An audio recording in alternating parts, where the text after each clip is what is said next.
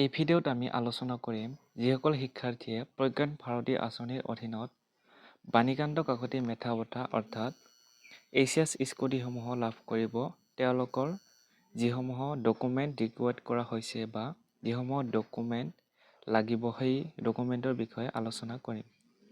ইয়াৰ বাবে আমি যিকোনো এখন কলেজত ৰিকুৱেট কৰি দিয়া নটিছখন চাব লাগিব আৰু এইখন নটিছ হৈছে সাউথ শালমাৰা কলেজৰ south Salmara. Document required for verification of doctor Banikanta Kakati award 2024 scooty ৰিভিষ্ট আৰু ইয়াতে লিখা আছে 1 নম্বৰত লাগিব এইচএছ মাৰ্কশ্বিট, 2 নম্বৰত লাগিব এইচএছ এডমিট কাৰ্ড, 3 নম্বৰত লাগিব এইচএছ ৰেজিষ্ট্ৰেশ্যন চাৰ্টিফিকেট, 4 নম্বৰত লাগিব এইচএছ পাছ চাৰ্টিফিকেট, 5 নম্বৰত লাগিব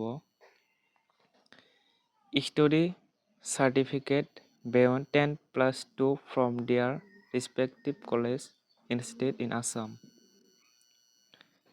6 নম্বৰত কৈছে আধাৰ কাৰ্ড অফ দ্য বেনিফিচিয়াৰ্ছ। 7 নম্বৰত লাগিব ভোটাৰ আইডি ইফ এনি, যদি আছে ভোটাৰ আইডি লাগিব আৰু 8 নম্বৰত দি আছে পেন কাৰ্ড, 9 নম্বৰত ফটো 3 কপিজ লাগিব আৰু 10 নম্বৰত দিয়া আছে Aadhaar card voter ID of parents. 11 নম্বৰত লাগিব মোবাইল নম্বৰ।